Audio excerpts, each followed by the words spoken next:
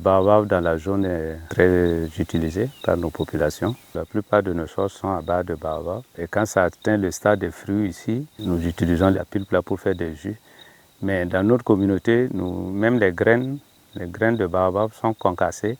Et on retire la manne qui est dedans pour en faire de la sauce. Même dans le domaine de la séquestration du carbone, le baobab, c'est l'un des arbres les mieux indiqués. Donc nous pensons que ça sera vraiment très positif pour l'environnement. C'est pour ça que nous avons pensé à faire un jardin nutritif.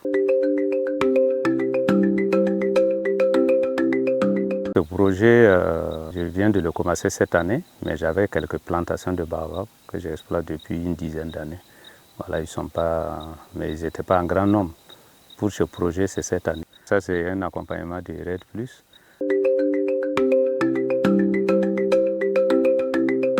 On a commencé par collecter nos graines, traiter et puis stocker.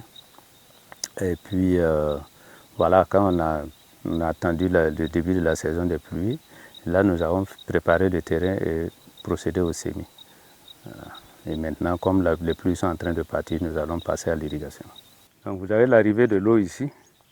Maintenant, on a compartimenté le terrain en 4 blocs. Ça, c'est un bloc d'un quart d'hectare, un quart d'hectare, un autre quart d'hectare et un autre quart d'hectare. Et l'irrigation se fait à partir d'ici.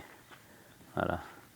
En fonction de la demande des plants, on peut irriguer dans la journée tout ce bloc, ou bien on irrigue un bloc aujourd'hui, un bloc demain, ainsi de suite. Ça fait 30 ans que je suis dans l'agriculture et j'essaie de faire une agriculture raisonnée.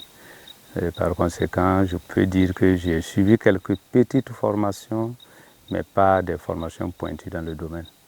Voilà, mais avec l'expérience que j'ai, j'essaie de gérer au mieux le capital terre, quoi.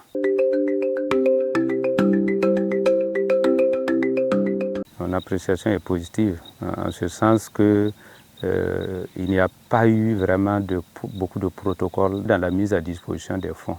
Dès que les premiers déblocages ont été faits, et les dépenses ont été effectuées, les rapports ont été déposés, le reste a été encore débloqué, nous sommes partis vite. C'est pour ça que ça n'a pas vraiment traîné.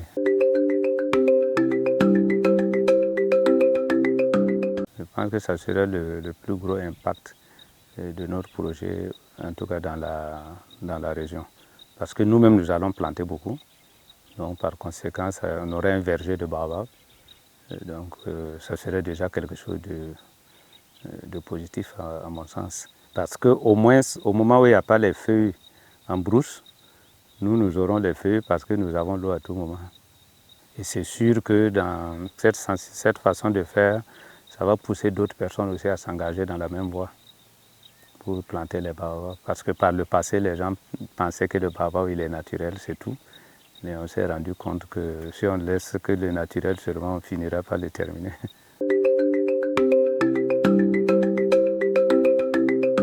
Côté production, on a une grande expérience. Nous privilégions vraiment le côté production parce que c'est là où nous avons des avantages comparatifs. Notre vision, c'est d'avoir un bosquet ou une petite forêt de baobab sur quelques hectares.